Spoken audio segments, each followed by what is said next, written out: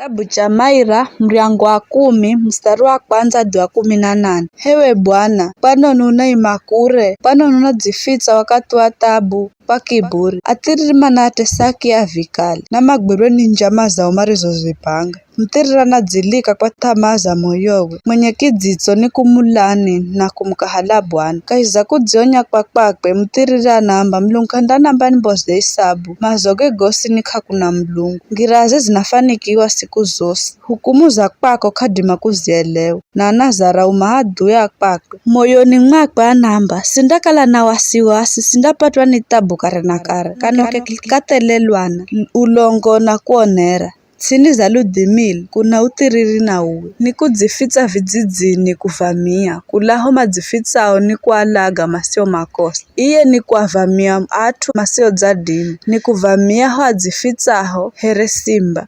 Ni kuvamia ile agwire akia, ni kuagwira akia na kuavarura na nyavuyi, ni kudundumana na kuzama masio dzadima, ni kugwa kwa nguvuze. Murtiriri ananena kimoyomoyo anamba mlungu adzasahau, adzafitsa uso wakwakwe kandano na karekosi. Rungarara hewe Bwana, hewe mlungu, nula mkono usisahau areo masio dzadima. Pano ni mtiriri anamuviria mlungu na kwamba moyoni mwakwe kanda namba nimboze isabu, ela uwe unaona tabu na shida, na uwe tayari kuwasaidia. Masio dzadima na ni kukuluhira uwe umwavizi wana aki, ubande mkono wa atiriri na mtumui. Mala isabu ya utiriri wa kwakwe, hata usikaleko kamare. Bwana ni mtawali kare na kare, mataifa ganagamika kulaka izatsi ya kwakwe. Hewe Bwana, usikirae mavoyo ganyonge, unaangiza moyo na kuasirikiza, ili kuwapa hacha na akia na reo mateswao.